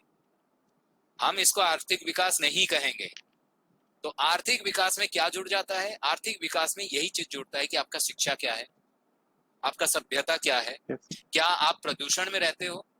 भैया आपने तो गाड़ी खरीद ली, पूरा शहर को प्रदूषण भी तो कर दिया, तो आय बढ़ने से क्या हो गया, आपने जब प्रदूषण कर दिया, आप बीमार पड़ रहे हैं, आज स्वास्थ्य खराब हो रहा है। तो हेल्थ अच्छा रहना, शिक्षा ज्यादा होना, अच्छा रहन सहन होना, प्यार से बात करना, ये सब चीज आपका आर्थिक विकास में आता है। तो इसीलिए आर्थिक विकास और आर्थिक समृद्धि या प्रगति, ये दोनों में आप सब कुछ ले जाते हो। तो मैं यही कहूंगा कि अर्थनीति यानी इकोनॉमिक्स को जब पढ़ते हैं आप लोग, ऐसे नजरिया से पढ़िए कि अर्थनीति इतना मजा आएगा पढ़ने के लिए। और आप लोग कोई भी जो चीज है ना, आप जो कहते हो कि भाई पता नहीं ये डाटा है, लोग पहले से ही मतलब कुछ पता ही नहीं है और पहले से कुछ बोल के एक हवा बना लिया और नेचुरली एक ना उसमें कतार बन गया। मैंने बोल दिया यार इकोनॉमिक्स में डाटा है, कैसे करें, तो मेरा छोटा भाई मुझे देख के बोलता है यार बड़ा भाई तो यही बोल रहा था, मैं पहले से क्यों करूं। उसके बाद धीरे धीरे क्या हुआ, वो कटने लगे। जबकि खुद निभाओ, खुद देखो चीज क्या है। भाई पिक्चर भी तो देखने जाते हो ना, मजा करने के लिए, मजे लेने के लिए, तो उसी तरह पढ़ो, उसको देखो। तो भाई फिल्म हॉल जाके ही तो पता चलता है कि पिक्चर अच्छा है कि बुरा है। तो इसी तरह हाँ, तो पढ़ो, ये बहुत इंटरेस्टिंग पेपर होता है, टॉपिक होते हैं। और सक्सेस रेट में मैं बताऊं, जो इकोनॉमिक्स के बच्चे हैं, ये मेरा अनुभूति है, या इकोनॉमिक्स में रुझान करने वाले बच्चे हैं, इसमें मैं ये नहीं कहूंगा कि जो पॉलिटिकल साइंस का डिग्री किया है तो इकोनॉमिक्स नहीं कर सकता। सोशल साइंस का हर एक सब्जेक्ट एक जैसा है, सोशल साइंस का। आप पॉलिटिकल साइंस के भी बच्चे इकोनॉमिक्स में बहुत अच्छा करते हैं सिविल सर्विस में। जो ब्रिलियंट बच्चा होता है, बहुत पढ़ता है, ये करता है, और पहले से कोई ब्रिलियंट नहीं बन जाता, वो पढ़ना पड़ता है उसको, और उससे बहुत सारा चीज हो जाएगा। आप इकोनॉमिक्स को उसी तरह लीजिए। सर आपने इतना अच्छे से एक्सप्लेन किया कि बच्चा भी इसमें कभी कंफ्यूज नहीं होंगे सर। एकदम नहीं होना चाहिए। हाँ हाँ। मैं तो कहता हूँ जो बच्चे ना, आपके जो बच्चे मैं देख रहा हूँ, कुछ बच्चों को मुझे हम्म, बड़ा अच्छा लग रहा है, हाँ जो दूर दुरान से आए होंगे हाँ और सर। दूर दुरान में बैठ के सुन रहे हैं। यस मैं सर। बताता हूँ, वो लोग अपना इर्द गिर्द में दुनिया कैसे चल रही है देखें, अड़ोस पड़ोस में कैसे दुनिया चल रही है देखें, उसके अंदर का इकोनॉमिक्स समझ जाए ना, आपको सबसे अच्छा सब्जेक्ट लगेगा इकोनॉमिक्स, और आप इसको इतना अच्छा से कर पाओगे, और उसके द्वारा आपने बहुत कुछ कर पाओगे। यस ऐसा सर। नहीं है इकोनॉमिक्स पढ़ो तो आपने तो बहुत बढ़िया बता दिया स्वप्निल की, एक इकोनॉमिक सर्विस भी है, और economic service, Indian economic service के साथ साथ जो स्टेट गवर्नमेंट के जितने सर्विसेज हैं मैक्सिमम जगह पे, आप देखोगे इजीली आप उसमें फिट बन जाओगे। कैरियर नौकरी से तो शुरू हुआ, लेकिन नौकरी के अंदर भी इतना चीज है रिटायरमेंट तक, जो इकोनॉमिक्स को नहीं समझा है फिर होगा नहीं। राइट। तो इसीलिए ये चीज तो अच्छा है कि आप पहले से ही कर लो। सर मैं अगले सवाल पे शिफ्ट होता हूँ। अभी हमने इकोनॉमिक एंड सोशल डेवलपमेंट की बात की, और यूपीएससी मेंस में एक इकोनॉमिक्स का पेपर भी होता है। और लास्ट टाइम जब हमारी बात हुई थी तो आपने कहा था कि इकोनॉमिक्स का जो नॉलेज है, जो ज्ञान है, वो ऐसे राइटिंग में बहुत काम आता है, और कोई भी ऐसे इकोनॉमिक्स के नॉलेज के बिना या इकोनॉमिक्स के पॉइंट्स के बिना वो कंप्लीट नहीं हो सकता। तो इस बारे में जरा स्टूडेंट्स को बताइए कि इकोनॉमिक एंड सोशल डेवलपमेंट और ऐसे राइटिंग का जो पेपर है, जिसको मैं स्टूडेंट्स को भी बताना चाहूंगा सर, 250 मार्क्स का ऐसे का पेपर होता है। ऐसे का पेपर 250 मार्क्स का होता है। तो इकोनॉमिक्स का नॉलेज वहां कैसे काम आ सकता है सर? हाँ, ये बहुत अच्छा सवाल आपने पूछा। इनफैक्ट सोशल साइंस में, क्योंकि इकोनॉमिक्स एक ऐसा पेपर है जिसमें बच्चे को मजबूर कर देता है एनालिसिस करने के लिए। आप एनालिटिकल पावर इकोनॉमिक्स के बच्चों के पास जितना होगा, बाकी बच्चों के पास होता कम होता है, इसीलिए क्योंकि वो तरीका अलग हो जाता है। मैं कम ज्यादा की बात नहीं कर रहा हूँ, क्योंकि पॉलिटिकल साइंस में भी एनालिसिस अलग तरीके से होता है, ये तरीके की बात है। लेकिन आप लोग कोई भी स्पीच सुनिए, किसी का भी, कोई भी बड़ा व्यक्ति हो, कोई टीचर हो जो जनरल स्पीच देता है, जनरल, क्लासरूम रिलेटेड नहीं, आप किसी को सुनने के लिए जा रहे हो, जब वो बंदा फैक्ट एंड फिगर के साथ बोलता है ना, आप लोग ऑटोमेटिकली इंप्रेस हो जाते हो, ऑटोमेटिकली। और फैक्ट एंड फिगर में कौन बोलता है? फैक्ट एंड फिगर में एक इकोनॉमिक्स का ही बच्चा अच्छा से बोल पाएगा, क्योंकि उसके पास डाटा है, एनालिसिस उसने कर रखा है ना।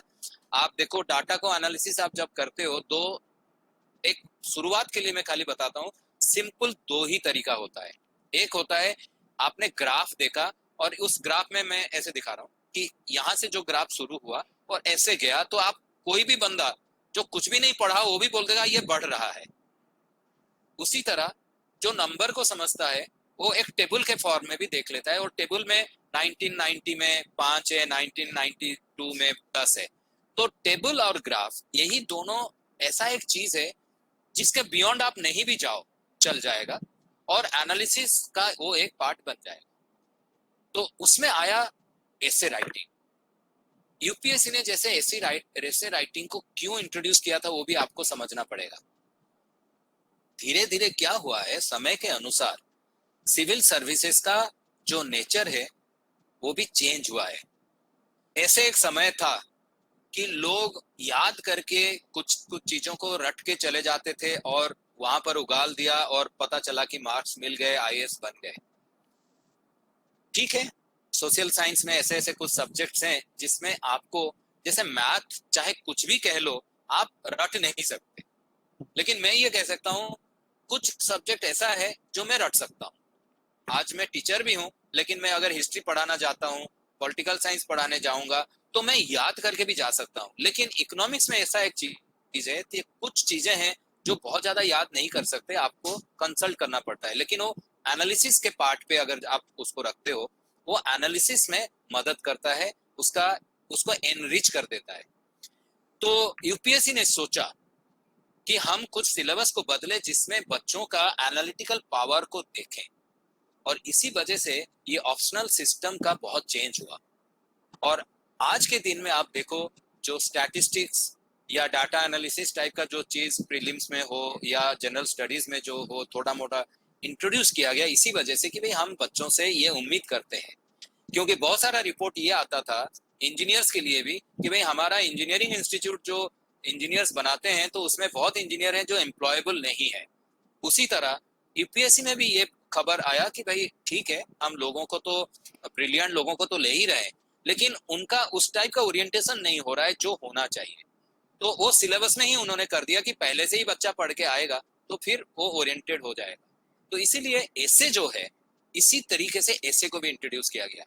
क्या है, आप पॉलिटिकल साइंस हिस्ट्री लेके पढ़ रहे हो, या सोशियोलॉजी लेके पढ़ रहे हो, या साइकोलॉजी लेके ऑप्शनल लेके पढ़ रहे हो, या बीटेक का कोई ऑप्शनल है आपके पास, इन मैकेनिकल इंजीनियरिंग टाइप का ऑप्शनल लेके पढ़ रहे हो, तो वहां पर क्वेश्चन आंसर तो आपने किया।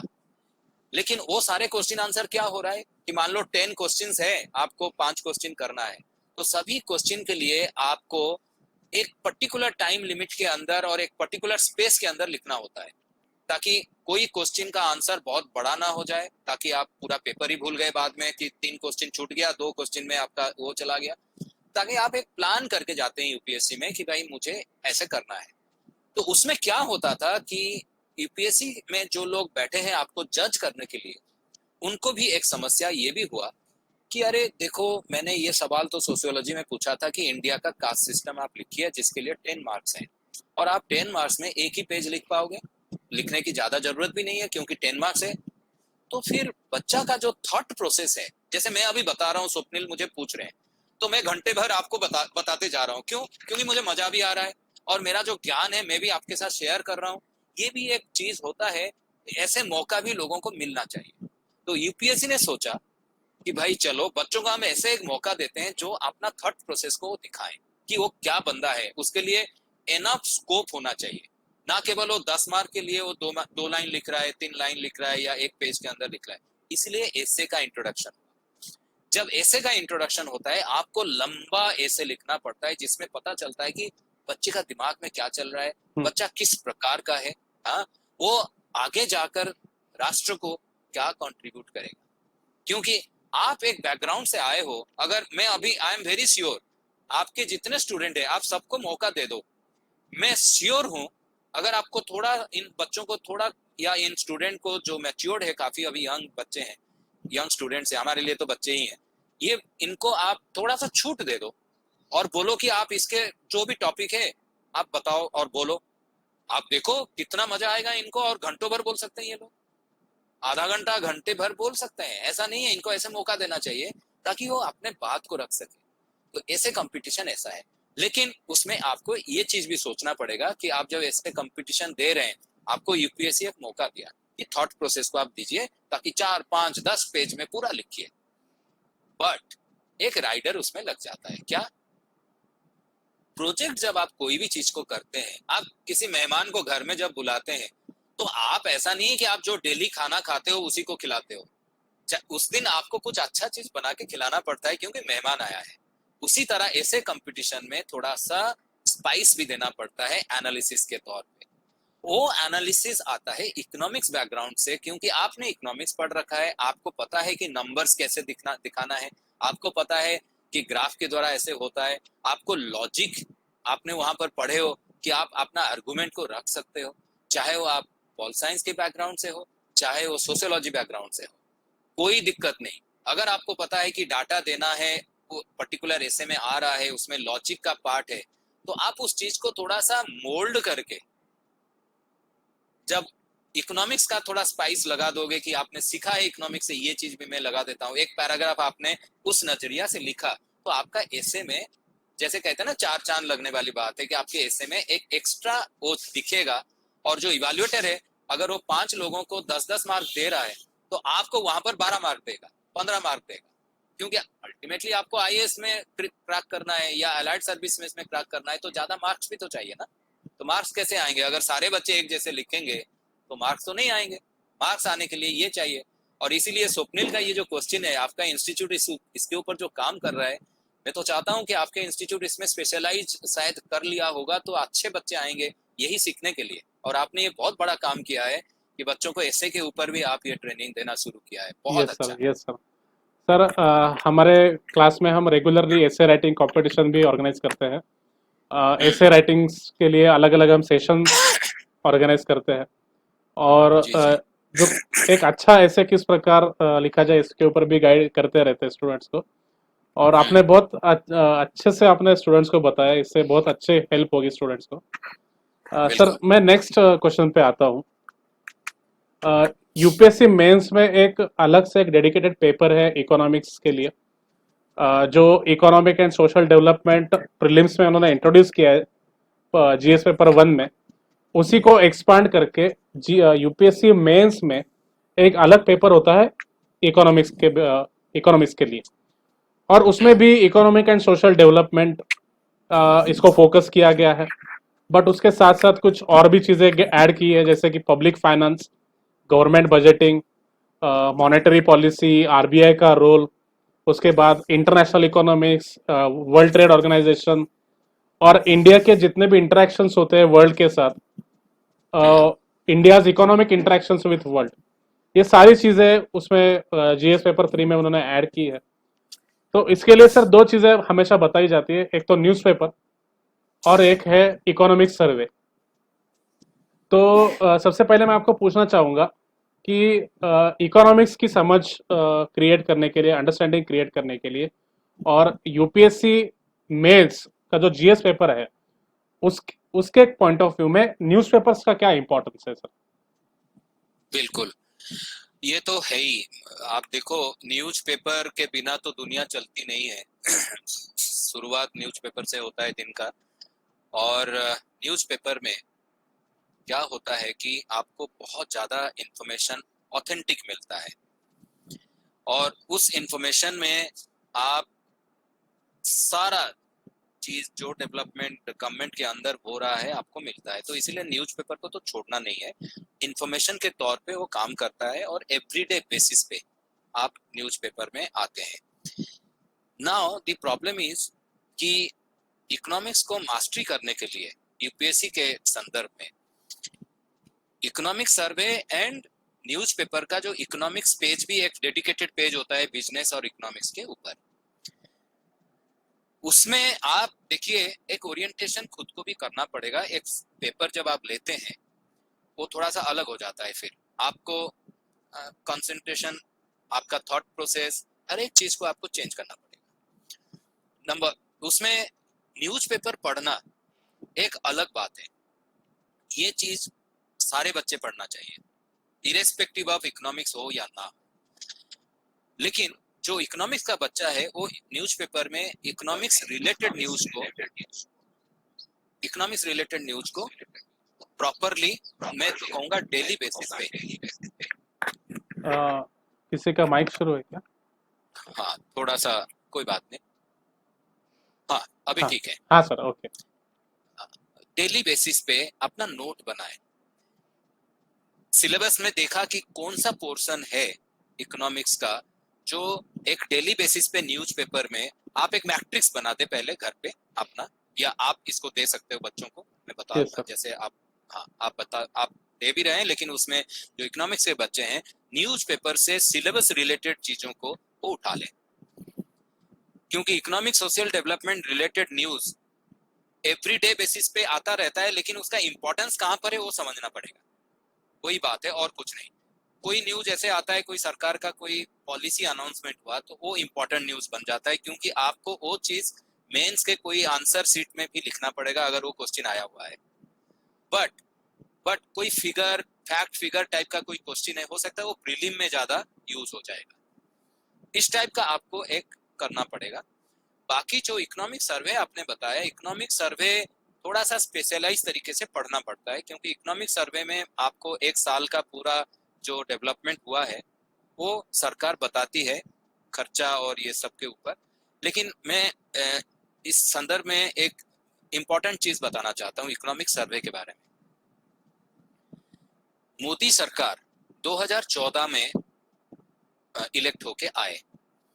उससे पहले यूपीए सरकार का चल रहा था, और उससे पहले भी एनडीए सरकार एक टर्म रहा, और उससे पहले जो भी हुआ आप लोग जानते हो सारे। Yes sir. जो सरकार थी, सर्वे जो होता है, आप सरकार का कोई भी रिपोर्ट देखिए, वो डिपेंड जरूर करता है कि अभी सरकार में कौन सी पार्टी है। ये बहुत बड़ा इंपॉर्टेंट चीज है। आप देखोगे 2014 के बाद का जितने इकोनॉमिक सर्वे का रिपोर्ट देखिए, मैं सभी स्टूडेंट्स को बोलूंगा कि तो जस्ट उसका कंटेंट पेज देखिए कि उसमें क्या है, और 2014 से पहले एक दो सर्वे लेकर 2010 का, 12 का, ऐसे कोई सर्वे का खाली कंटेंट पेज देखिए कि उसमें क्या क्या है, कौन से पेज में। आपको वहीं पर ना एक बहुत बड़ा फर्क नजर आएगा। वो नजर क्या है, मैं स्वप्निल आपके साथ बैठ के बाद में डिस्कस करूंगा। लेकिन okay sir, okay. Economic survey का प्रेजेंटेशन को मोदी सरकार आने के बाद काफी बदलाव कर दिया गया है। उसमें आपको लिटरेचर बहुत मिलेगा, बहुत सारे डिबेट्स, डिस्कशन भी मिलेगा जो मोदी सरकार का इकोनॉमिक सर्वे है।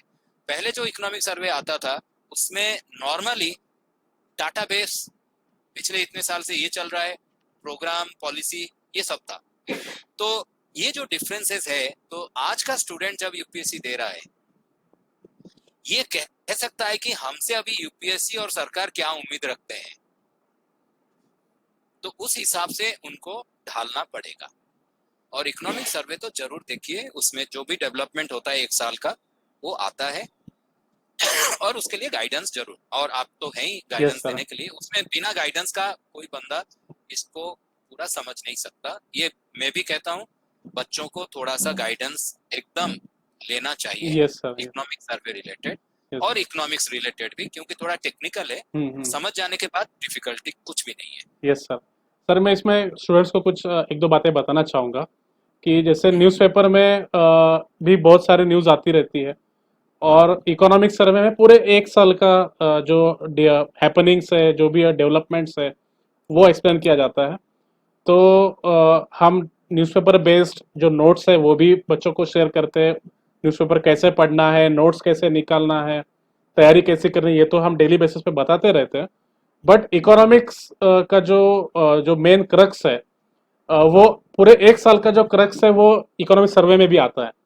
तो हम इसके भी स्पेशल लेक्चर्स कंडक्ट करते हैं, जिसमें स्टूडेंट्स को बताया जाता है कि पूरे 1 साल में क्या क्या हुआ है। जो न्यूज़पेपर में बॉल बाय बॉल कमेंट्री होती है, हर दिन का डेवलपमेंट दिया जाता है, बट इकोनॉमिक सर्वे में पूरे साल को एनालाइज किया जाता है, डाटा दिया जाता है। तो इसको भी हम स्पेशली बच्चों को बताते हैं। तो और जो टॉपर्स का अनुभव मैं सर आपसे शेयर करना चाहता हूँ। यूपीएससी के टॉपर्स का ये अनुभव रहा है कि जो इकोनॉमिक्स का पेपर है, और उस पेपर में अगर इकोनॉमिक सर्वे बेस्ड अगर हम नोट्स निकालते हैं, इकोनॉमिक सर्वे बेस्ड अगर हम आंसर्स लिखते हैं, तो वो बहुत हेल्पफुल होते हैं। उससे ज्यादा बच्चों बच्चों को मार्क्स मिलते हैं, क्योंकि उस एक ही बुक में पूरे 1 साल का डेवलपमेंट, 1 साल की पॉलिसीज, परफॉर्मेंस, ये सारी चीजें उसमें दी जाती है। बिल्कुल तो बिल्कुल। ये सारी चीजें हैं सर। अभी हम अगले पड़ाव पे हम शिफ्ट होते हैं। कई सारे स्टूडेंट्स के मतलब एक एनसीईआरटीज को लेकर, इकोनॉमिक्स को लेकर बहुत सारे सवाल थे, कंफ्यूजन था, डाउट था। ये तो हमने ऑलरेडी ये डिस्कस कर लिया है। बट अगर और कुछ क्वेश्चंस स्टूडेंट्स पूछना चाहते हैं, तो मैं स्टूडेंट्स को अभी जी रिक्वेस्ट करूंगा कि कमेंट सेक्शन में आप अपने अपने क्वेश्चंस पूछिए। सर पहले सवाल से मैं स्टार्ट करता हूँ। एक स्टार्टिंग में किसी स्टूडेंट ने सवाल पूछा था कि पूरे नेशनल लेवल पे स्टूडेंट्स में एक डाउट होता है कि ओल्ड एनसीईआरटीज या न्यू एनसीईआरटीज, और बच्चों के मन में एक चीज ऐसी बिठा दी गई है कि अगर आप ओल्ड एनसीईआरटीज नहीं पढ़ोगे तो आप आईएएस बन ही नहीं सकते। तो ये एक प्रकार का मतलब डर बिठा है बच्चों के मन में। और अभी प्रॉब्लम ये होती है कि मेजोरिटी ऑफ स्टूडेंट्स से रूरल बैकग्राउंड से आते हैं, और जो ओल्ड एनसीईआरटीज है वो कुछ तो अभी मतलब स्टॉक से भी चली गई है, और अवेलेबिलिटी उनकी बहुत ही कम है।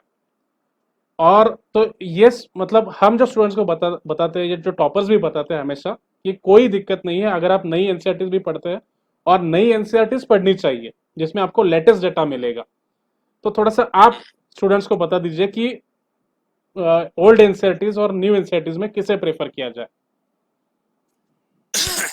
ये नया और ओल्ड का जो सिस्टम चल पड़ा है, ये बेसिकली है कि सिलेबस भी तो चेंज हुआ है, जिसके वजह से एनसीईआरटी नया किताब लेके आया। नंबर 1। नंबर 2, सिलेबस जब चेंज नहीं भी होता है, फिर भी नए डेवलपमेंट्स होते हैं जिसके वजह से आपको रखना पड़ता है। एनसीईआरटी के जो डायरेक्टर हैं वो भी विदेश जाते हैं, वहां भी जाके वो बोलते हैं कि इंडिया में शिक्षा कैसे चल रहा है। अगर ये चीज वो वहां बताने के लिए जाते हैं जहां पर हमारा एक एक रेपुटेशन का सवाल है, और वहां सवाल पूछा जाएगा कि भाई आपने तो कभी चेंज नहीं किया पिछले 50 साल में, तो वो दिक्कत हो जाता है। तो इसलिए जैसे हिस्ट्री, आप ये बताओ अकबर के बारे में जो पढ़ाया गया था 50 साल पहले, क्या आज बदल जाएगा? वो नहीं होगा। लेकिन इकोनॉमिक्स एक ऐसा पेपर है, या आपका पॉलिटिकल साइंस में जो गवर्नेंस का जो पेपर है, इंडियन गवर्नमेंट पॉलिसी, ये पेपर होता है। कंपैरेटिव डेवलपमेंट का पेपर होता है, कंपैरेटिव पब्लिक एडमिनिस्ट्रेशन का पेपर होता है। ये सब पेपर में तो आपको जरूर नए नए चीज मिलेगा जो जब आप नया बुक पढ़ोगे।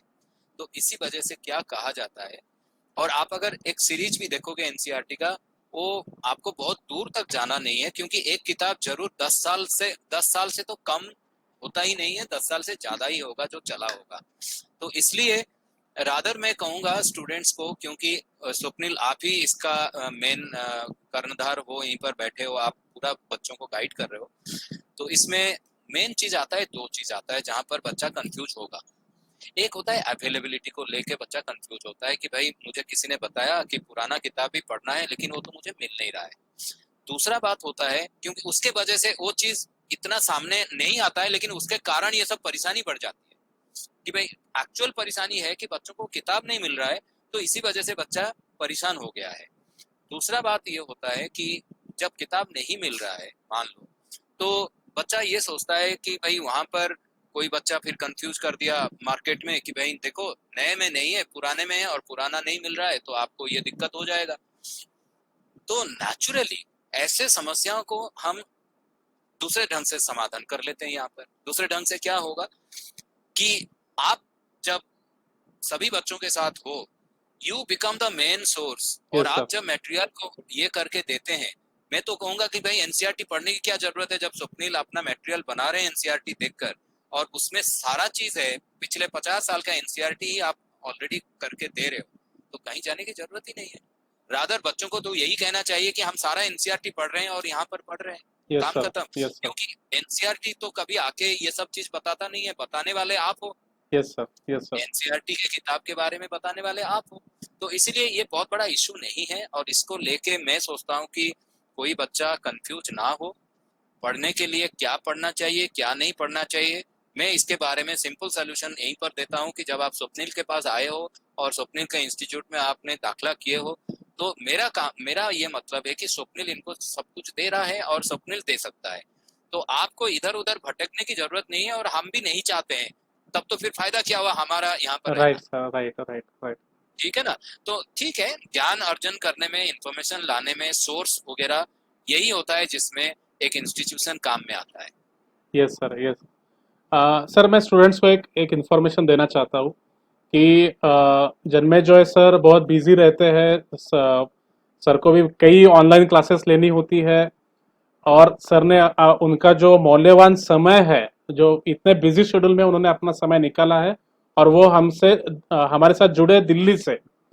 तो अभी अगर आपका कोई स्पेसिफिक डाउट हो जो सिर्फ जन्मेजॉय सर बता सकते हैं, या उनके एक्सपीरियंस जो है एनसीईआरटी का उनका इतना बड़ा एक्सपीरियंस रहा है, और इकोनॉमिक्स का इनका बड़ा एक्सपीरियंस रहा है, तो ऐसा कोई भी सवाल जिसका आंसर सिर्फ जन्मेजॉय सर दे सकते हैं, ऐसा अगर आपको लगता है तभी सवाल पूछिए।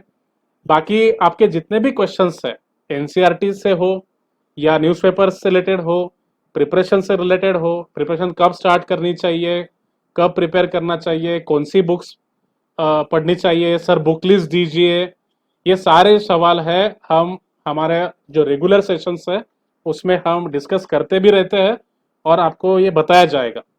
बट अभी कोई अगर रिलेवेंट सवाल आपके पास है जिसका आंसर अगर आपको लगता है कि इसका आंसर सिर्फ सर दे सकते हैं, वही सवाल आप पूछिए, ताकि सर का जो मौल्यवान समय है वो वेस्ट ना हो, और सर को इसके बाद भी कई सारे लेक्चर्स ऑर्गेनाइज मतलब कंडक्ट करने हैं।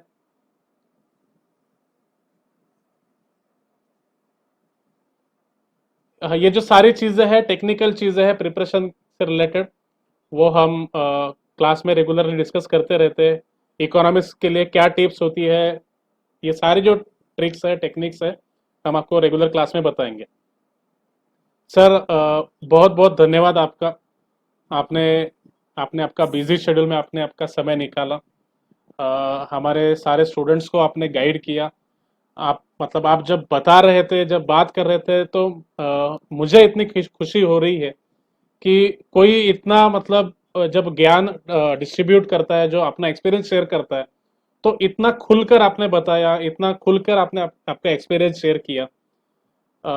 सर इससे निश्चित ही मेरे जो स्टूडेंट्स हैं इनको फायदा होगा, और भविष्य में कभी अगर ऐसी जरूरत पड़ती है कि इकोनॉमिक्स को लेकर हम आपसे जुड़ना चाहते हैं, या इकोनॉमिक्स से रिलेटेड आपसे कुछ हम डाउट्स पूछना चाहते हैं, तो भविष्य में मैं आपको फिर से रिक्वेस्ट करूंगा कि एक सेशन सिर्फ इकोनॉमिक्स से रिलेटेड आप लीजिएगा। ठीक, डेफिनेटली डेफिनेटली, वो तो लूंगा ही लूंगा। Yes sir. एकदम एकदम। Yes sir. तो मैं आशा करता हूँ सारे स्टूडेंट्स के डाउट्स सॉल्व हो चुके हो, और जो भी अभी सर डाउट्स होंगे स्टूडेंट्स के, हम हमारे रेगुलर लेक्चर में इनके डाउट सॉल्व कर देंगे। तो ऑलरेडी ये बहुत लंबा सेशन हो चुका है, हमारा 1 घंटे का टारगेट था, बट 1 घंटे से कहीं ज्यादा एक्सटेंड हो चुका है। नहीं नहीं, कोई बात नहीं। तो अच्छा क्या लग रहा है स्वप्निल, मैं जब एंटर किया था मैं देख रहा था बच्चे उस समय आपके 35 थे yes sir. Exactly figure, yes sir. अभी 94 बच्चे ज्वाइन कर चुके हैं, यस सर। जो यस सर। कि बहुत ही बढ़िया चीज है यस सर। कि हाँ, तो ये बात जो है ना मुझे बड़ा अच्छा लगा। तो दोस्तों, कैसा लगा आपको ये वीडियो?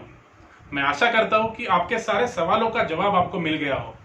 फिर भी आपको कोई डाउट हो, कोई परेशानी हो, तो आप इन नंबरों पे हमें कॉल कर सकते हैं। आपको ये वीडियो कैसा लगा, कुछ सुझाव होंगे तो कमेंट करके हमें बताइए।